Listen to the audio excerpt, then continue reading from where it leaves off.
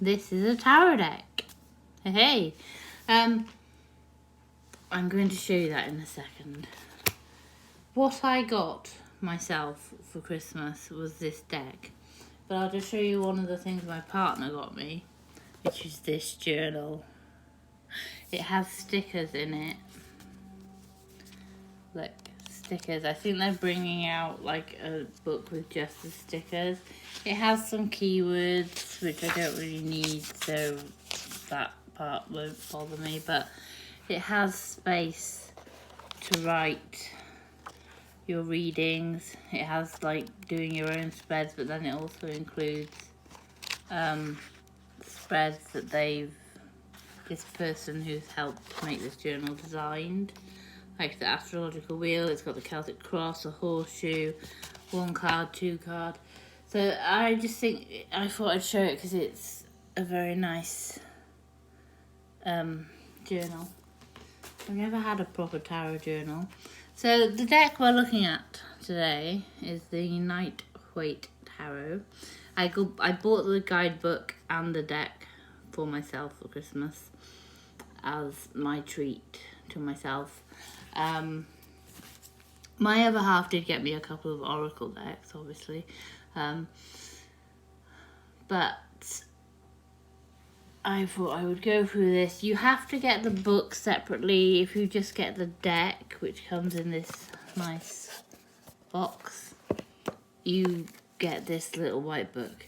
But in the actual book, you get more in the meanings. It also includes what it would be if you read reversals. And at the back, there are spreads and space to write in.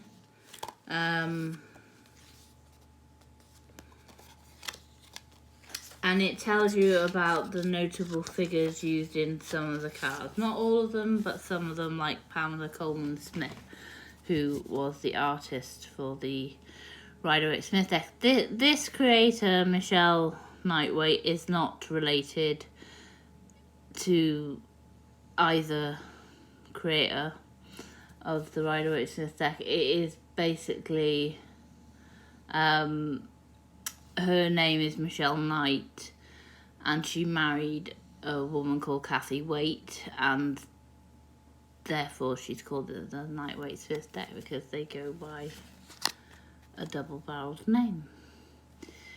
So I'm just flipping through it. This is a bit like the Relative Tarot with imagery. It's gilded.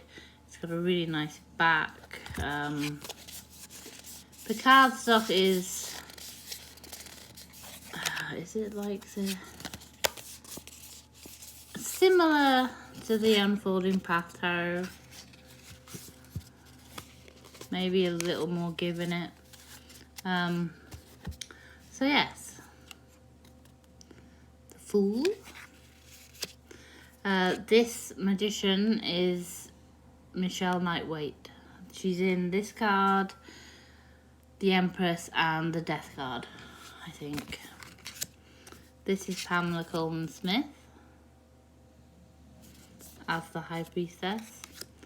So here again we have Michelle Knight-Waite as the Empress. The Emperor. This is a activist. I think his surname is Dubois. I can't remember what the actual beginning of the name was, but he was a very big activist for rights of black people, or protester activist, same kind of thing. So the lovers, there are 3 different lovers cards, which makes it an inclusive deck. So you have 2 women, a man and a woman, and you have 2 men. So I guess if you were carrying the box around with you, you would have all 3 cards along with you, and then if your querent was gay, you would pick whatever, you know.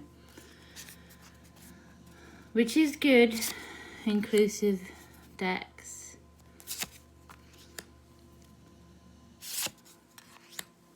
Little dancing figures down there. I haven't used the deck yet. I wasn't sure if I was going to do a video or not, but I just haven't like used it yet because I was still using the Yuletide Tarot because it was December. So I might start using this for this month, or I mean, to be fair, I am using my Wandering Moon Midnight Sky deck a lot, which I think I should do another video for because it wasn't really. But then again, maybe it's been out that long that no one cares anymore about that deck. So there are 2 moon cards, and I'm not sure why.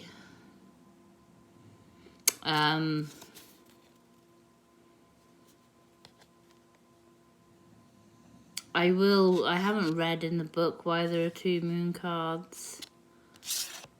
But in this one you have like the crab, there's a crab. I mean, I think it's meant to be a lobster, but there's a crab. And in this one there are feathers and flowers. So I assume that one having the crab is closer to the original. But I'll have to read up why. The sun is very vibrant. Judgment. The world. It's interesting to me, like this card, the Judgment card, isn't really looking at the figures below. And this is something that it reminds me of the Cosmic Slumber deck. Like, again, the idea that we don't really look at a situation properly before like judging it, because a lot of the time we make snap judgments on things without like considering it because of our base morals and our base ideas of what things should be and personal bias. But yeah, that's a nice card. And there's the World. I can't remember what famous person that is, but the 8 of Wands, it says in the book who they all are. The 2 of Wands, the famous people. Some of them are just photos of people. I think it's very well done in fitting with the image. Although this one's interesting because they're not really conflicted, but it could be because they're all doing different dance positions that like there's a bit of conflict there about what they're meant to be doing. The 6. This is someone Pankhurst. The 7 of Wands. The 8 of Wands are very typical 8 of Wands. The 9 and the 10. The Page of Wands. The Knight, I like the cowboy or cowgirl, you can't really tell because dudes have long hair too. The Queen looks a bit like a pirate. And the King. So we go to the Ace of Cups. The 2 of Cups. It's interesting that like the Lovers has 3 different cards, but the 2 of Cups doesn't. And the 2 of Cups is also a card relating to love. So you think they would do that for both. And I don't mean this specific deck. I just mean with every inclusive deck that has 3 different Lovers cards, because I'm pretty sure the Relative Tarot does as well. They don't have 3 different 2 of Cups.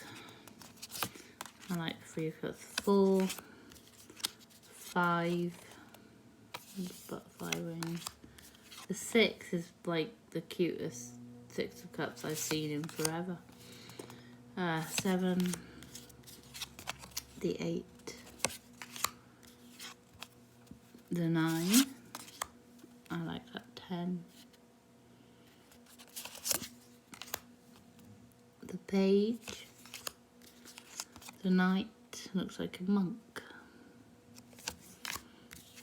the Queen, the King.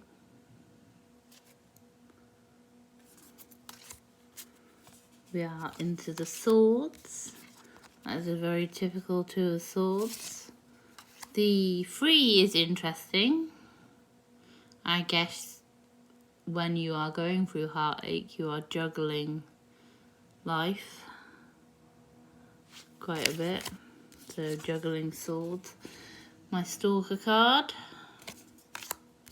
The 5 is good because there are like 3 figures in it, so that fits for me. The 6. This is also a famous person who has like a very complicated name to pronounce, so I ain't doing it. The 8, very good. The 9, very good. The 10. I think the depictions in these cards are pretty good for the most part. Like how that they've been put together. This is Oscar Wilde. He was using the Relative Tarot, but I can't remember if it was for the King of Swords. But he was. 2 of Pentacles. The 3 of Pentacles is a bit... like, I don't really think it fits the 3 of Pentacles. But, yeah, I can live with it because most of these cards have fit what they're meant to. 6 of Pentacles there. The 7. 8. The 9 is very good. The 10.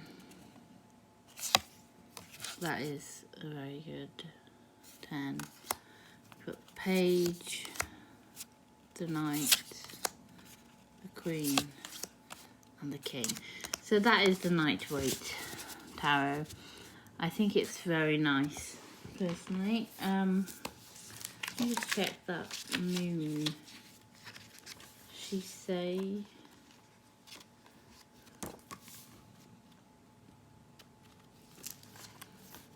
I've gone past it. Star, the moon. It says spread over 2 cards, so it's... so what does it do for the Lovers?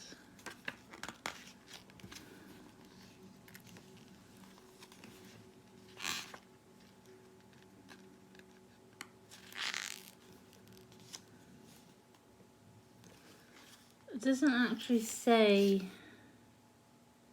anything. Oh, right there. Alright. You can choose one to be a new moon. Letting go, making wishes, or full moon.